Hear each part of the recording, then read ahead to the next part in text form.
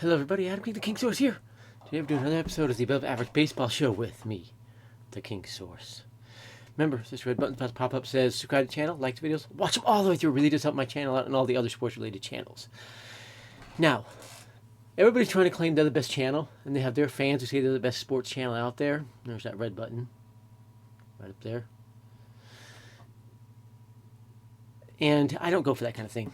I'll just do my stuff and let you guys do what you do. Today we're going to talk about baseball and kind of talk about the rigging involved and why it is involved. Okay? Now, yesterday we saw the Rangers win the AL pennant. Okay? They were the rightful team to win it. They were going to win it all along. That's just the way it was. They were that good. But the way the MLB rigged it for them was criminal. Without rigging, the Rangers sweep the Astros right out of the postseason. They decided to make the Astros look good by letting them win all three on the road and lose all four at home. We've seen that before, and the Astros lost that series too. That's no accident. Okay? That's straight up rigging. Yikes.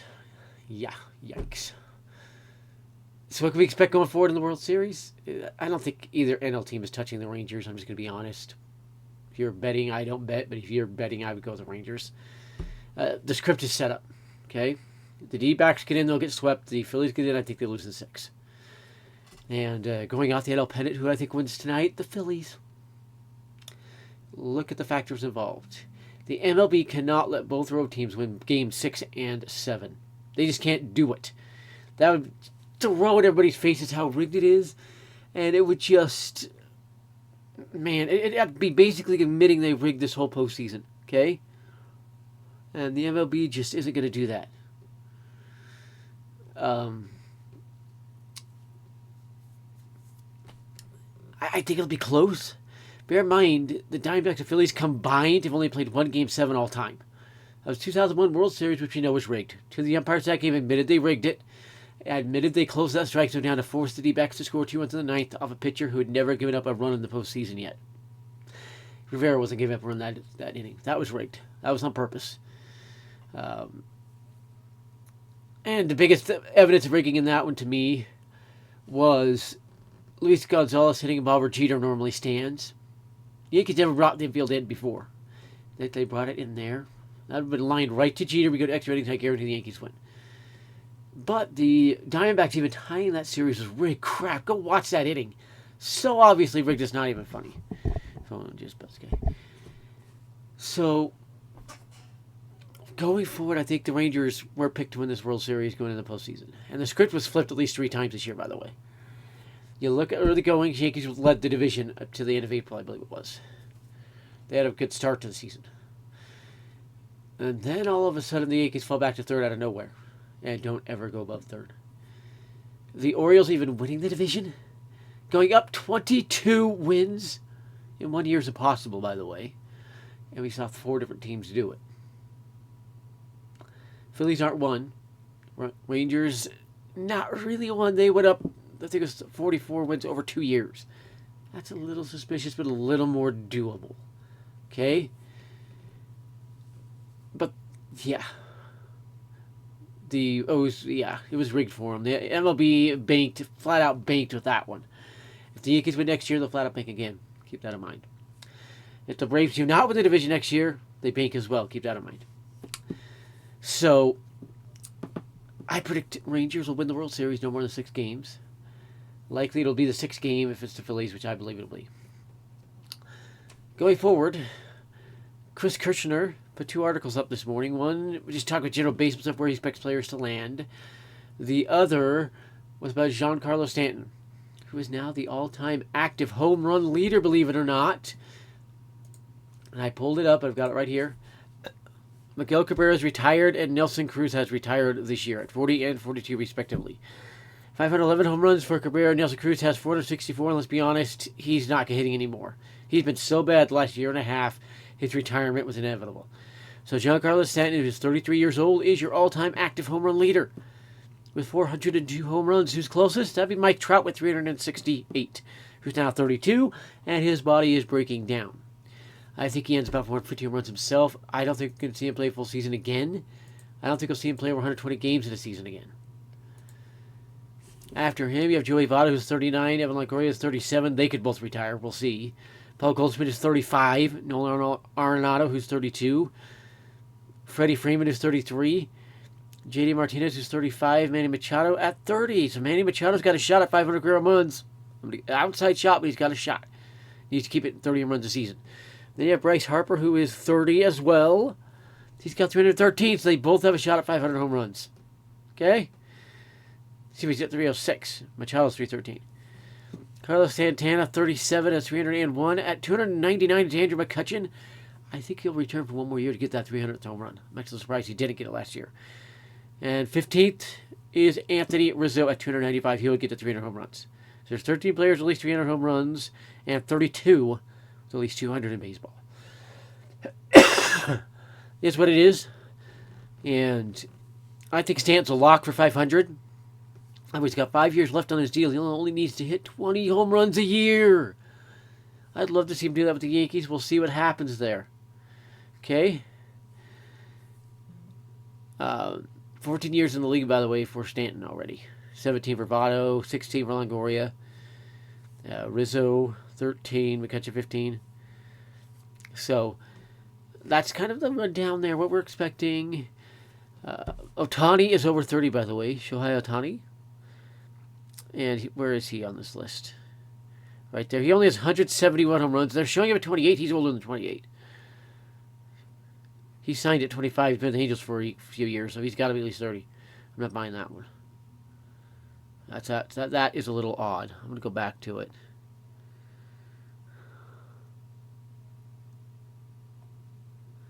Where did it go? Right there. He was not 22 when he signed to the MLB. He was 25. So they've got that off. I think he's 31 actually, but we'll see. With Ohtani's injury history, he's not getting anywhere near 500 home runs. Even if he plays another 12 years. Keep that in mind. Looking at some other young players and yeah, so that kind of gives you an idea there. So what I think happens with Stanton, and Kirshner talked about how you fix Giancarlo Stanton. He was talking about diving deep into metrics, finding little things he's doing wrong and fixing those. I think it would be better just to change his whole focus. Okay? Completely change his whole focus. Now, what does that mean? Juan Soto. How many career months does Juan Soto have? I think he is about 150. 160. For those keeping track on him. So he's got a legit chance 500 as well. So how did I fix Stanton? I would completely change his focus. Just square the ball up and hit the ball hard. That's all I would have him worrying about. Let the home runs come. He's got the power and strength to get those home runs naturally without having to force it as he has been doing. Joey Gallo is another one that forces it. If Joey Gallo as well would just concentrate squaring the ball up, letting the ball go where it will, he would literally have a season batting over 300 with 50 plus home runs and 140 plus RBIs. That's the fallacy of Joey Gallo's home run or nothing approach every at bat. Brain dead approach. Stanton got close last year. Now, I do think Stanton jumps up. Probably gets his batting average about 250. Has a 3,100 year. And Yankees fans, he gets back to good graces. Now, I know I and others like Felix at NY News have talked about the probability or possibility of Stanton being traded this offseason. It's still about 50-50 right now. It depends on the loser of the Ohtani sweepstakes just getting desperate. They're going all out after Stanton to fill that void. Especially if the Angels trade Trout and lose Ohtani. Okay, they've got to get that star bat. And Stanton is from L.A. So kind of hold down and get there.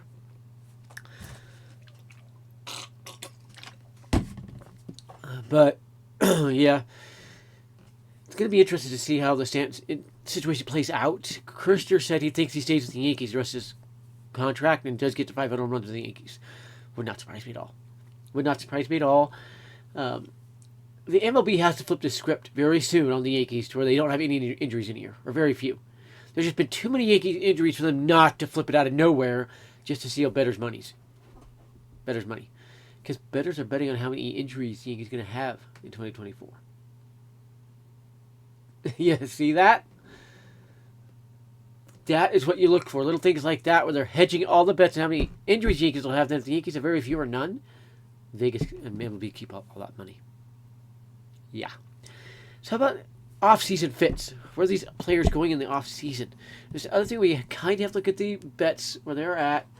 Where you kind of have to look at what players fit where for the MLB and Vegas make the most money.